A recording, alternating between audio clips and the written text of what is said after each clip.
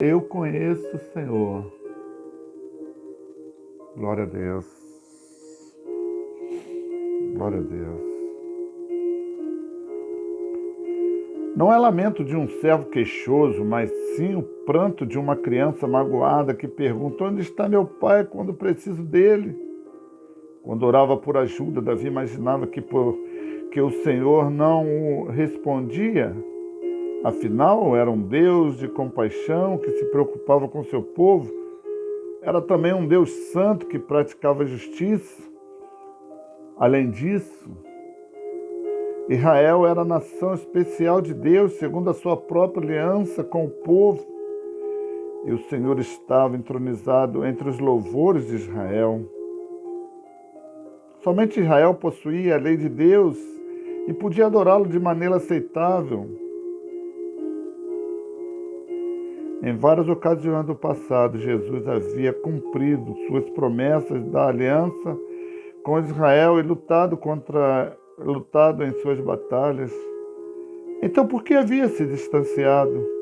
A compaixão, a justiça e a aliança sagrada eram argumentos fortes para que Deus interviesse, mas ele permaneceu calado. Segundo, ele foi desprezado pelo povo. Essas palavras aplicam-se de modo especial ao nosso Salvador. Sou verme, não homem. É uma declaração esquecida que mostra quão pouco valor os líderes de Israel e os oficiais romanos davam a Jesus de Nazaré. Um verme é uma criatura que vive no solo, indefesa, frágil e indesejável. Isaías 52:14 diz: predisse que o Messias seria terrivelmente desfigurado por seus inimigos e nem sequer parecia mais humano. Ver também Isaías 49:7, 56, 53:3. Para o opróbrio, ver Isaías 69:9, Romanos 15:3. Para o cumprimento dos versos 7 e 8, ver Mateus 27:39. Davi lembrou um Senhor de que, desde o seu nascimento, Deus havia cuidado dele. Então, por que abandoná-lo naquele instante? Davi aprendera a confiar no Senhor desde a mais tenra idade e não estava prestes a ceder. O verbo confiar é usado 3 vezes no versículo 4 e 5 e também no verso 8. Foi condenado pela lei. Glória a Deus. Davi olhou ao redor e viu seus inimigos de tão selvagens que era. Comparou os animais, touros, leões e cães. Bazã era uma região extremamente fértil, a leste do Mar da Galileia, e norte do rio Jamuque, até o Monte Hermon, conhecida hoje como Colinas de Golã. Os touros selvagens rodeavam sua presa e então atacavam para matá-la. Os cães eram animais selvagens carniceiros que viviam nos depósitos de lixo e andavam em matilhas à procura de vítimas. O povo que participou da prisão e condenação de Jesus não passava de um bando de feras selvagens atacando seu Criador. Davi olha para si mesmo e acaba fazendo uma descrição que sem dúvida correspondia a de um homem sendo crucificado. Suas roupas são removidas e ele é colocado numa cruz e pregos são cravados em suas mãos e pés. Dependurado entre o céu e a terra, seu corpo está desidratado, ele é tomado de uma sede intensa e o final é o pó da morte. Desfalece como a água que se esvai e a cerca que derrete se torna como um caco de barro.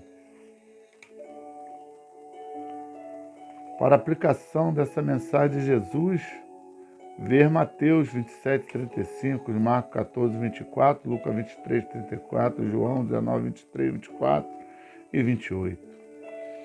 É impressionante como Davi descreve a crucificação, pois essa não era a pena capital usada em Israel, e é pouco provável que ele alguma vez tenha presenciado esse tipo de execução. Davi, o salmista profético, Atos 2:30, viu o que aconteceria ao Messias séculos depois.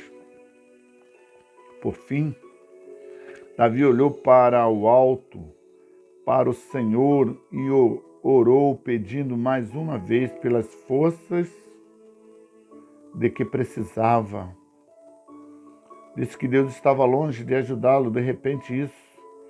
E repete isso no verso 11, mas pede pela terceira vez para que o Senhor se aproxime e intervenha. A espada do versículo 20 pode ser uma referência à autoridade do governo romano, pois foi Pilatos quem autorizou a morte de Cristo. O termo traduzido por minha vida no versículo pode significar querido, único, como um filho único, e se refere à única vida que Davi possuía, minha predileta, uma vez que a perdesse não poderia recuperá-la. Podemos traduzir o versículo 21 por salva-me da boca do leão, dos chifres dos touros selvagens me livraste, ou mesmo me atendeste.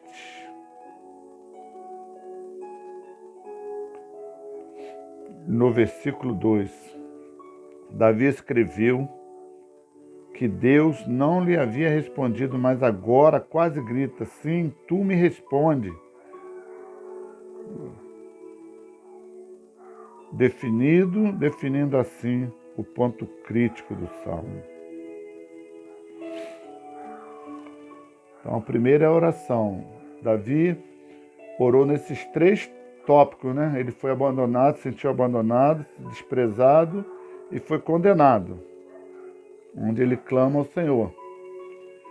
Dessa forma, nós vemos também Jesus abandonado por Deus no momento, mas todavia ele disse, nas tuas mãos entrego o meu espírito. Depois Davi louvou em tempos de vitória. Passamos agora do sofrimento para a glória, da oração para o louvor. Jesus suportou a cruz, mas aqui entra na alegria que lhe estava proposta. Ver também Judas 24. Havia orado pedido para ser liberto da morte, e essa oração fora respondida. Jesus entoou um cântico de Páscoa antes de ir para a cruz. E de acordo com Hebreus 2:12, o Cristo ressurreto louvou a Deus no meio do seu povo. Observe que em seu cântico o Senhor fala do alcance cada vez maior da obra expiatória que ele completou na cruz. A grande congregação. Não há evidências bíblicas de Jesus tenha aparecido a algum incrédulo assim que ressuscitou. A grande congregação, a Assembleia, era constituída daqueles que criam em Jesus e que se tornaram parte de sua igreja quando o Espírito veio em Pentecostes. Mas a igreja é composta de judeus e de gentios que formam um só corpo em Cristo, Efésios 2:11. De modo que o cântico incluiu a semente de Jacó. Os primeiros cristãos eram judeus que creram em Cristo, e todos os gentios na igreja são, pela fé, filhos de Abraão.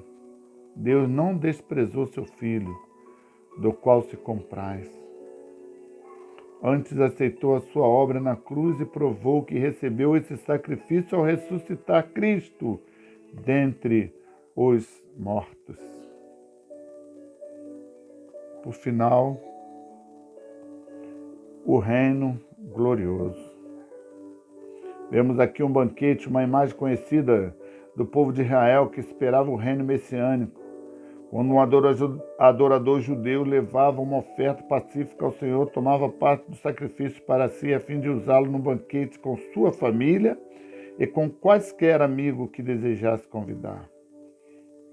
Essa tradição tornou-se um retrato do futuro reino glorioso, Porém, os filhos gentios também farão parte dessa festa, e o Messias reinará sobre toda a terra. Deus prometeu a Abraão que seus descendentes trariam bênçãos a todo o mundo. Gênesis 12, de 1 a 3. Essa promessa cumpriu-se com a vinda de Cristo para morrer pelo mundo. Mas quando ele voltar, a promessa se cumprirá de modo glorioso no estabelecimento do seu reino magnífico. Tanto os propósitos como os pobres se sujeitarão a ele e encontrarão satisfação somente na graça do Senhor. Os judeus ortodoxos terminam o seu culto recitando Zacarias 14:9. O Senhor será rei sobre toda a terra. Naquele dia, um só será o Senhor, e um só será o seu nome. Terminando, o verso 30 e 31 falam sobre as gerações futuras. As bênçãos da expiação e do reino serão temporárias. As bênçãos da expiação e do reino não serão temporárias, serão eternas, de geração em geração. Nessa passagem são apresentadas 3 gerações. Uma semente, verso 53:10 de Isaías. Uma segunda geração é um povo que surgirá. Isso nos lembra 2 Timóteo 2:2. Porém, a ênfase é sobre o que os filhos de Deus fizeram, mas sim sobre... Vou repetir. Porém, a ênfase não é sobre os que os filhos de Deus fizeram. Não é. A ênfase não é sobre os que os filhos fizeram, mas sim sobre o fato de que o Senhor realizou todas as coisas, foi Ele quem o fez, está consumado. Foi o que Jesus clamou na cruz, João 19:30. Nós possamos meditar nessa palavra, que está descrevendo o sacrifício de Cristo. Então hoje, nós não temos que ficar duvidosos. Podemos estar em sofrimento. Davi, ele dizia que no Salmo aqui, ele se coloca em sofrimento, mas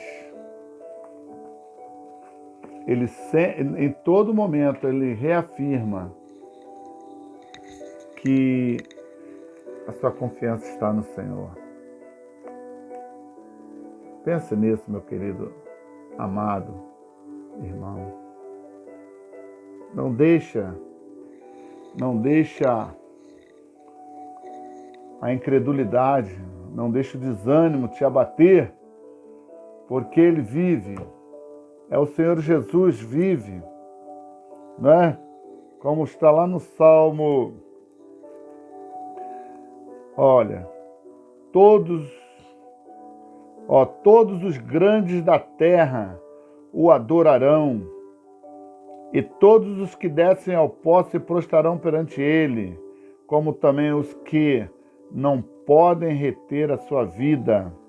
Uma semente o servirá, falará do Senhor de geração em geração.